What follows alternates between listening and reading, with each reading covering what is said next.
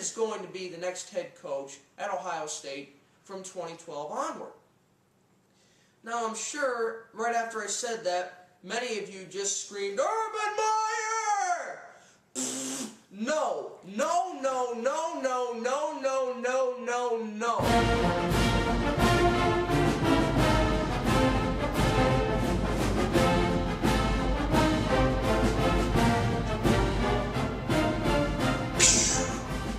Please save us, Urban. Come and save us, please. Welcome to a gloomy edition of Buckeye Preview, everybody. I am Tyler Carey.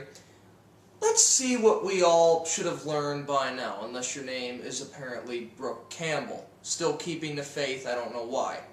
The Buckeyes suck. They have no passing attack. They have no offensive line. They have no organization in the coaching staff. It's a total mess down in Columbus.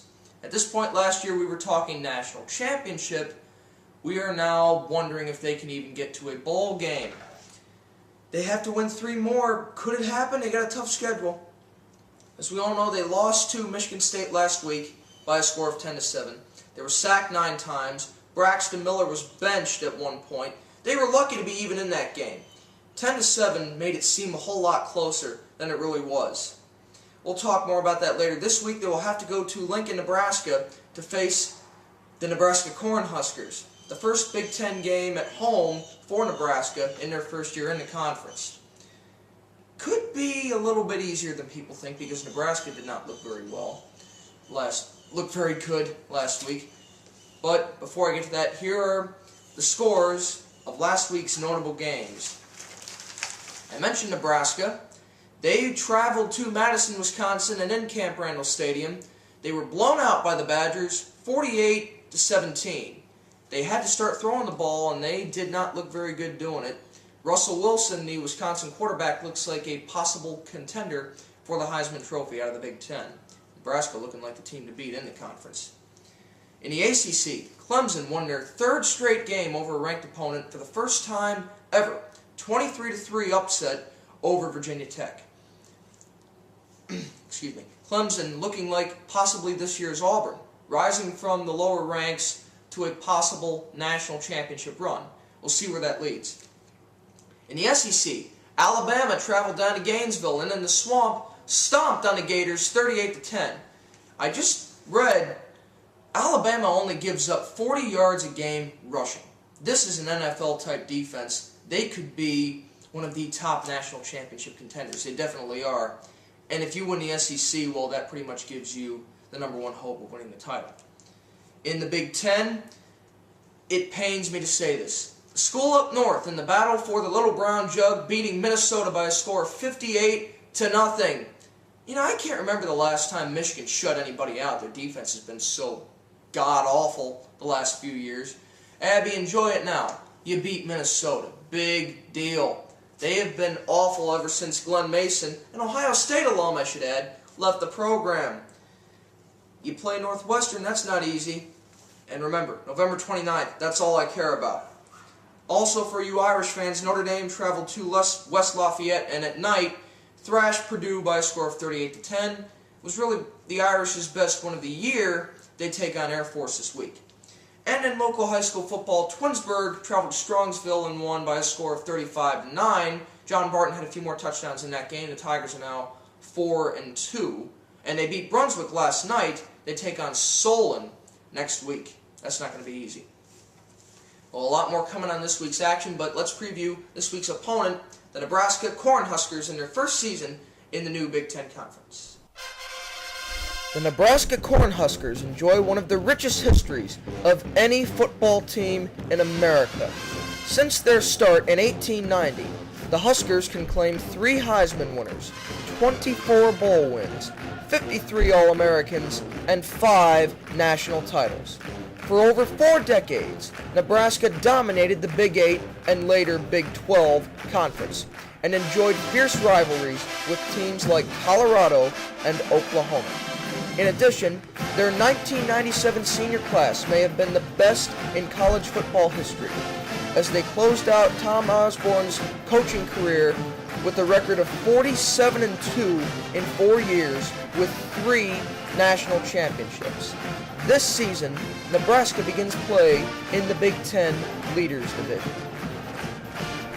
Now, I'm sure when most of you think about the flaws of both of the Ohio State team, obviously, you think about the passing attack, especially from what we saw against Miami and against Michigan State.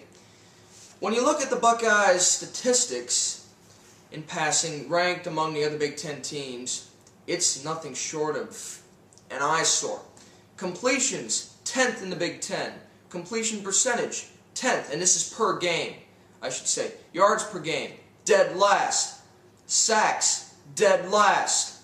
The interesting thing, though, that startled me, they have thrown, OSU quarterbacks have combined to throw 8 touchdown passes. That is tied for 4th in the conference.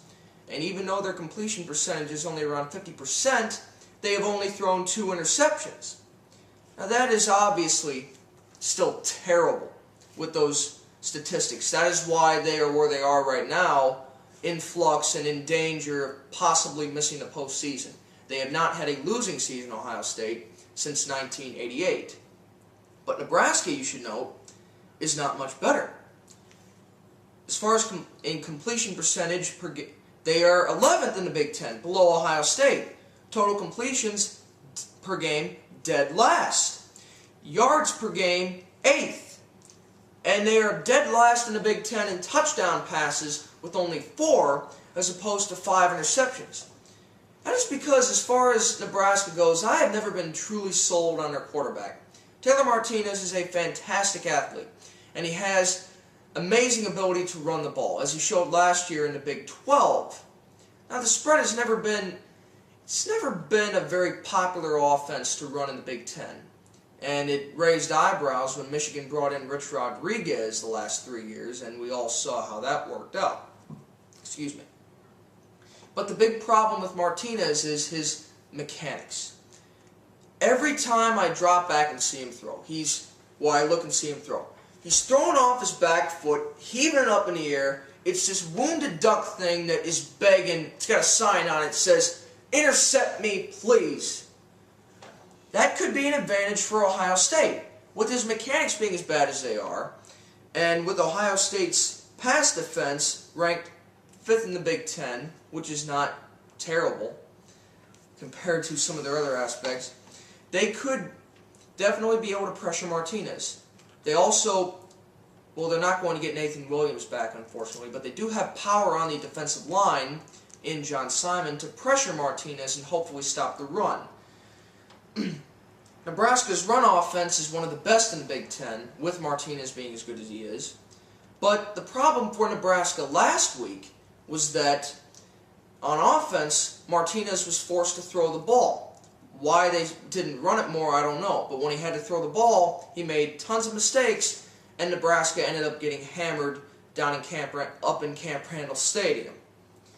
Their defense is also an eyesore, since we mentioned that already earlier. Nebraska's always been known for tantalizing defense, as we remember with Ndamukong Suh back in the old days. Not in the old days, like 2 years ago. And now, it's near the bottom half of the Big Ten. 7th in total defense, 8th in pass defense, 8th in run defense. We saw it last week when they gave up 48 points against Wisconsin. But, as we all know, Ohio State's offense sucks. It's nothing short of terrible. Could Braxton Miller, who will start despite the controversy of Luke Fickell, and by the way, I'm getting ready to jump off the Luke Fickell bandwagon. He will start. Could he take advantage of the weak Nebraska defense, or will Nebraska take advantage of Ohio State the other way around? You got to choose the lesser of two evils, and I got to think that Ohio State is just that bad that they're not going to be able to work their way around it. Sorry to say it, but had to be said. Now, normally this is the period of time when I get to my classic game segment. There will be none this week because normally I show a game against the team that we had played that we were playing this week. Well, this is only the 3rd time in history that Nebraska and Ohio State have met. They have not met since the mid-50s, when Woody Hayes, it's a moth, when Woody Hayes was the head coach at Ohio State. In both those times that they met in the mid-50s, the Buckeyes won both games. So they can say that they've never lost to Nebraska. But now I'm going to get to my prediction. Well, again, to both Brooke and Jamie, two of my very good friends, who both I know watch the show, at least they've told me they watch the show, who want me to be very optimistic. I've grown up in the Cleveland area all my life. When I was a little kid, I always thought, oh, we'll win someday. We're great, we'll win. I've always believed that Ohio State has been thrown into that Cleveland curse that I have become accustomed to. When you watch the teams that you root for week after week, day after day, and just continue to break your heart, eventually your spirit is going to be crushed. I want Ohio State to win, but I am expecting the worst. They are 11-point underdogs, and in Lincoln, Nebraska, the first Big Ten home game for the Cornhuskers, I don't think it's going to be very good. I got to think that it might be a little bit closer than it will turn out to be, but then people think it might be, but I got to think Nebraska will win this game by a score of 24-13, and the Buckeyes will fall to 3-3 in the Big Ten. I hope I'm wrong. If I'm wrong, I'm going to come on to the show next week singing. I swear to God, I will be singing because I will be that stunned and happy. Something's got to give eventually. They've got talent. They're not as bad as we hope. They're just young and dumb. We'll prevail. We're Ohio State. Until next week, I'm Tyler Carey. Thank you for watching. Go Bucks.